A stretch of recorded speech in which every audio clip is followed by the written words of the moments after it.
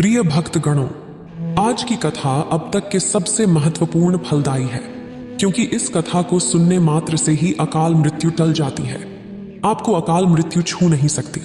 बता दें कि बाबा विश्वनाथ के कथा के साथ ही हम एक ऐसी भोलेनाथ की चमत्कारी कथा सुनाने जा रहे हैं जिसे सुनकर आपका रोम रोम शिवमय हो जाएगा। अगर आप यह कहानी सुन रहे हैं तो पूरा सुनिए। इस कथा को आधा अधूरा छोड़कर जाने की गलती मत करिएगा, क्योंकि इस पवित्र कथा को पूरा सुनने से मन चाहा फल की प्राप्ति होगी। इसलिए इस कथा को पूरा सुने। आप शिव भक्त हैं तो भोलेनाथ का अनादर ना करें। प्रिय भक्तों, आज सावन का छठा सोमवारी आने वाली है। ऐसे में इस कथा का महत्व और भी अधिक बढ़ जाता है। महादेव के इस अमृत रूपी कथा का श्रवण कीजिए और भोलेनाथ सहित माता पार्वती, भगवान गणेश की कृपा का पात्र बने। अपने को पाप मुक्त कीजिए। भगवान शिव के कथा को, उनके गुणगान को और उनकी महिमा को सुनने वाले, कहने वाले और हुंकार भरने वालों पर महादेव अति प्रसन्न होते हैं। जो फल आप तीर्थ यात्रा करके अर्जित करते हैं, वह फल इस कथा को श्रवण करने मात्र से ही प्राप्त हो जाता है। तो चलिए भक्तों, इस पावन तथा के सागर में डुबकी लगाते हुए हम अपने तन मन को पवित्र करते हैं। तो चलिए आज की कथा प्रारंभ करते हैं। पौराणिक कथाओं के अनुसार भगवान शिव और माता पार्वती विवाह के बाद से कैलाश पर्वत पर रहने लगे थे। एक दिन माता पार्वती ने कहा कि है प्राणनाथ, सभी देवी देवताओं के अपने घर हैं, उसी तरह हमारा घर क्यों नहीं है? रावण ने तो लंका को ले लिया, इसीलिए हमको दूसरी जगह के बारे में सोचना चाहिए। शिव जी को दिवोदास की नगरी काशी बहुत पसंद आई। निष्कुंभ नामक शिवगढ़ में भगवान शिव के लिए शांत जगह के लिए काशी को मनुष्य कर दिया। ऐसा करने से राजा बहुत दुखी हुआ।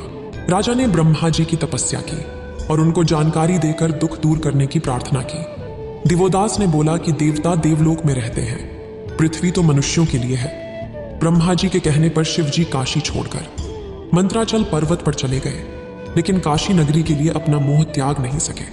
तब भगवान विष्णु ने राजा को तपोवन में जाने का आदेश दिया। इसके बाद काशी महादेव जी का स्थायी निवास हो गया और यहां आकर भगवान शिव ने विशेश्वर ज्योतिर्लिंग के रूप में स्थापित हो गए। तभी से इन्हें काशी विश्वनाथ कहते हैं। यही है काशी विश्वनाथ की महिमा। आइए सुनते हैं काशी विश्वनाथ और उनके भक्त की कहानी, जिसे सुनकर हमारा तन मन रोम रोम भक्तिमय हो जाएगा। तो चलिए शुरू करते हैं। शिव सृजन है और शिव विनाश भी, शिव मंदिर हैं और शमशान भी, शिव आदि हैं और अनंत भी। ओम नमः शिवाय 18 वेदों और पुराणों में से निकाला गया है। ये भगवान का भजन। आपको सिर्फ इतना बताना है, वे कौन से ऋषि थे जिन्होंने पीपल के पत्ते में भगवान शिव के दर्शन किए। भक्तों याद रखिएगा, यह कथा एक सत्य घटना पर आधारित है। ललिता घाट के पास भगवान विश्वनाथ का दरबार है। एक पंडित जी जिनकी कोई औलाद नहीं थी, सुबह सुबह भोर में सूर्य की किरणें फूटती तो वह गंगा जी के घाट पर पहुंच जाते और गंगा जी में स्नान आदि करके जल भरकर भगवान विश्वनाथ के दरबार में आते। लाइन में लगकर अपनी बारी आने का इंतजार करते और जब उनकी बारी आती और जल चढ़ाते और बस भगवान से इतना ही कहते, हैं प्रभु, सालों से मैं तेरे दरबार में आ रहा हूं, मेरी झोली भर दो भगवान, मेरी झोली भर दो। मैं गरीब निर्धन ब्राह्मण हूं, मैं झोपड़ी में रहता हूं, रूखा सूखा खाकर काम चलाता हूं, लेकिन मेरे घर में औलाद नहीं है। एक औलाद का सुख दे दो भगवान, एक औलाद का सुख दे दो। अब कैसे पंडित जी भगवान से औलाद पाते हैं? सुनिएगा, जिसके हृदय में भगवान की तस्वीर बनती है। काशी चल, काशी चल, जहां बिगड़ी हुई तकदीर बनती है। काशी चल, जहां बिगड़ी हुई तकदीर बनती है। कहीं चल जहां बिगड़ी हुई तकदीर बनती है। पंडित रहा उपवासी, बनारस से कर रहा वासी, बनारस से कर रहा वासी। तप कर रहा था भारी, तप कर रहा था भारी, तप कर रहा था भारी। मन में थी एक उदासी, सूनी मेरी फुलवारी, बिन लाल के गिरधारी। भंडार भर दो मेरा, भंडार भरे दो मेरा, आके भोले भंडारी। शंका में परे शिव जी, शंका में परे शिव जी, शंका में पड़ गए शिव जी, शंका में पड़ गए शिव जी। क्यों? जब रोज रोज पंडित जी दरबार में जाकर बोलते हैं, प्रभु औलाद नहीं है, हे प्रभु औलाद नहीं है, हे प्रभु औलाद नहीं है, औलाद दे दो। भगवान शंकर शंका में पड़ गए कि मैं इस भक्त को क्या करूं? रुपया पैसा धन दौलत मांगता तो मैं दे भी देता, लेकिन औलाद कहां से दूं? इसके भाग्य में तो औलाद का सुख ही नहीं है। मैं क्या करूं, क्योंकि तकदीर लिखने वाले तो ब्रह्मा जी हैं। भक्त जनों मां गंगा हर समय यही कहती, प्रभु ये पंडित आपका इतना बड़ा भक्त है, रोज लाइन में सबसे पहले पहुंच जाता है। हे भोलेनाथ इसकी झोली भर दो। मेरा भोला, मेरा भोला, मेरा भोला बारा भोला भाला। कोई भोला सा भोला नहीं है, सुशोभित है सुशोभित, गले में मुंड माला, कोई फूलों की माला नहीं है। बार बार मां गौरी के कहने पर पंडित जी की भक्ति देखकर आखिरकार भगवान शंकर को तरस आ गया।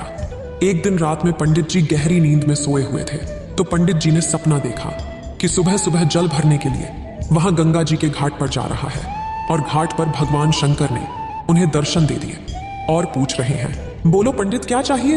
पंडित बोला, प्रभु आपको तो सब पता है, आप अंतर्यामी हैं, आप तो जानते हैं मुझे क्या चाहिए। भगवान शंकर बोले कि पंडित जब तक बच्चा रोता नहीं तब तक मां उसे दूध पिलाती नहीं है। भगवान के सामने जब तक भक्त मांगता नहीं, झोली नहीं फैलाता, तब तक भगवान देता नहीं। पंडित बोला, प्रभु मुझे औलाद नहीं है, एक औलाद का सुख दे दीजिए। हम और हमारी पंडिताइन जो भी रूखा सूखा मिल जाता है दान दक्षिणा उनसे काम चला लेते हैं, बस औलाद नहीं है, औलाद के प्यार के लिए तरस रहे हैं हम। भगवान शंकर ने पासा फेंका और पूछा कि अच्छा ये बताओ कि कम उम्र वाला चाहिए या ज्यादा उम्र वाला? तब पंडित जी सोचने लगे कि यह क्या चक्कर है। वह पंडित बोला, प्रभु यह क्या चक्कर है, कम उम्र और ज्यादा उम्र? भगवान शंकर बोले कि जिस बच्चे की उम्र कम है वो विद्वान होगा और जिस बच्चे का उम्र ज्यादा है वह आगे चलकर चोर और डाकू बनेगा। जल्दी बताओ कम वाला चाहिए या ज्यादा वाला? अब पंडित रहा हिंदुस्तान का वासी और हिंदुस्तानियों में पत्नी से पूछे बगैर पति कोई काम नहीं करता। तब पंडित जी ने प्रभु से कहा, प्रभु आप यहीं खड़े रहिए, मैं घर जाकर अपनी पत्नी से पूछ कर आता हूं। दौड़ते हुए पंडिताइन के पास पहुंचा और बोला, पंडिताइन प्रभु ने घाट पर हमें दर्शन दिया है, वे पूछ रहे हैं कि कम उम्र वाला बच्चा चाहिए या ज्यादा उम्र वाला। पंडिताइन भी यह सुनकर घबरा गई। पंडिताइन ने पूछा कि कम ज्यादा का क्या चक्कर है? पंडित जी ने कहा कि पंडिताइन भगवान शिव ने कहा है कि कम उम्र वाला बच्चा विद्वान होगा और ज्यादा उम्र वाला बच्चा डाकू और चोर होगा। तुम जल्दी से बताओ कि हमें कौन सा बच्चा मानना चाहिए? पंडिताइन ने कहा कि देखिए हमें कम उम्र वाला बच्चा ही चाहिए, हम कम उम्र से ही काम चला लेंगे। जाके सिर से कह दीजिए कि वो हमें कम उम्र वाला बच्चा ही दे।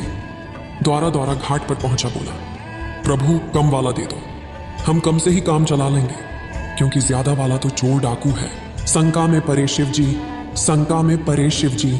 हंसकर बोले, दिगंबर हो 5 वर्ष की आयु, एक लाल हो तेरे घर, हो 5 वर्ष की आयु, एक लाल हो तेरे घर, एक लाल हो तेरे घर। भगवान शंकर बोले, जा तेरे घर एक बालक का जन्म होगा, लेकिन जैसे ही वह 5 वर्ष का होगा वह मर जाएगा। अब सोचिए, अगर किसी माँ बाप को मालूम हो कि उसका बच्चा जैसे ही 5 वर्ष का होगा तो वह मर जाएगा, लेकिन फिर भी किसी तरीके से जीवन को आगे बढ़ाना शुरू कर दिया। पंडित के घर में एक बच्चे ने जन्म ले लिया। पंडित को अपने सपने की बात याद आई कि जब इस बच्चे ने जन्म लिया है तो 5 साल बाद मरेगा भी। अब जैसे जैसे लड़का बड़ा हो रहा है, पंडित और पंडिताइन देख देख कर रात भर रोते रहते हैं। मन में रहा एक खटका, बढ़ने लगा था लड़का। मन में रहा था खटका, बढ़ने लगा था लड़का। जब 4 वर्ष बीते, पंडित का दिल भी धारका। जब 4 वर्ष बीता, पंडित का दिल भी धारका। 4 साल हो गए। 1 साल बच्चा लड़का हंसता खेलता गलियों में घूमे तो पंडित और पंडिताइन एक तरफ खुश हो गए कि हाय रे मेरा सुंदर सा लाल आज पाठशाला जाने लगा है, आज तू सीख कर आया है। लेकिन हाय रे दुर्भाग्य न जाने कौन सी घड़ी में भगवान शिव ने 5 वर्ष दिए थे। 5 साल के उपरांत ये हमें छोड़कर चला जाएगा। 4 साल 11 महीने 29 दिन हो गए। अब लड़के के मरने में 1 दिन बाकी रह गया।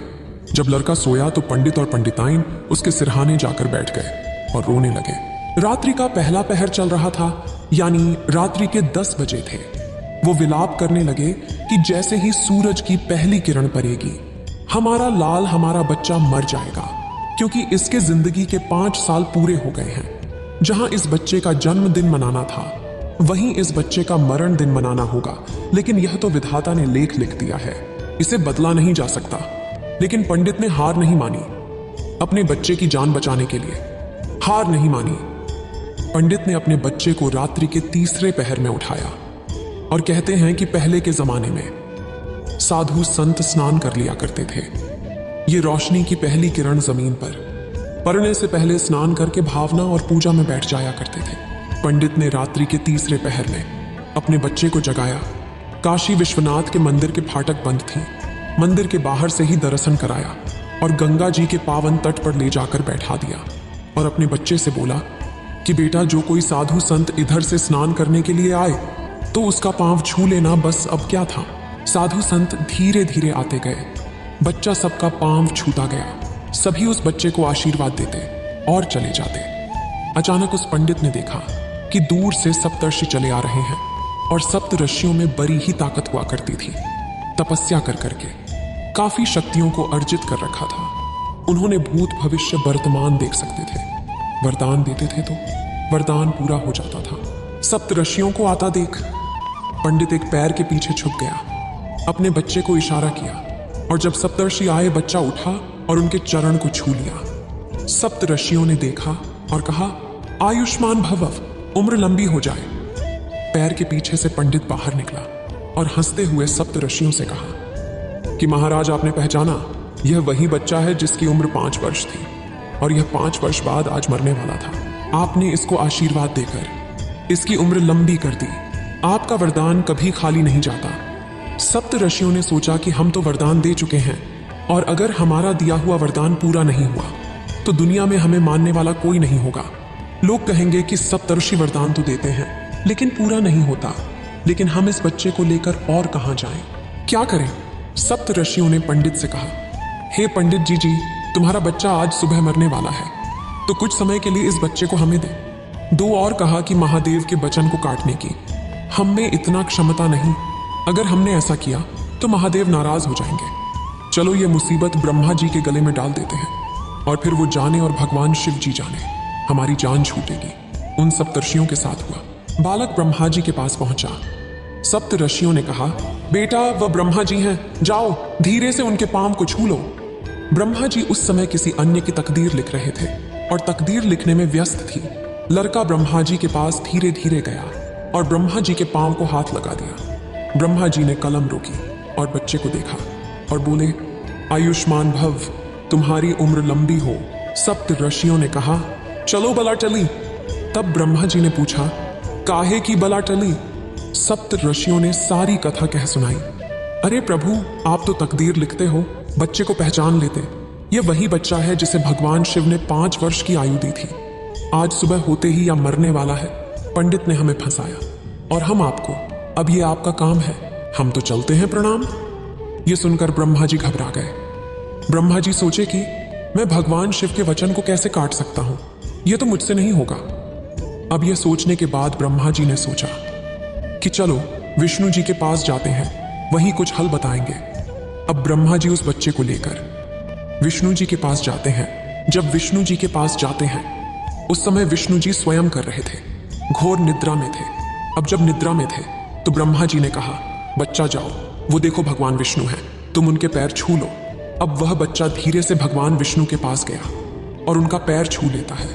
अब पैर को स्पर्श करते ही भगवान विष्णु का निद्रा भंग हो जाता है और वो जब देखते हैं तो बच्चे को आव न देखा, ताव तुरंत कह देते हैं, आयुष्मान भव, तुम्हारी उम्र लंबी हो।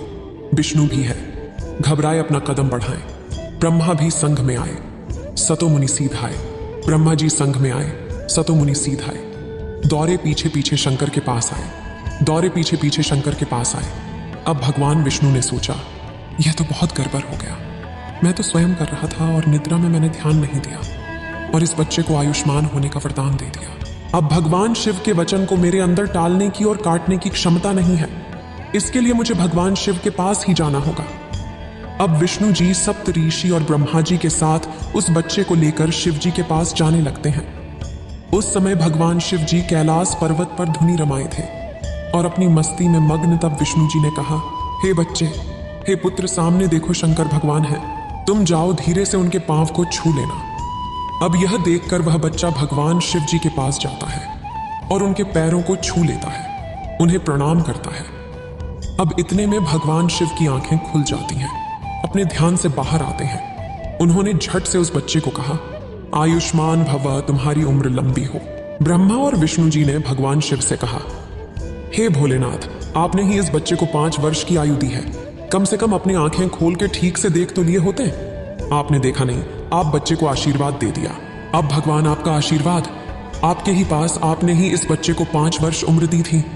अब आप जानिए।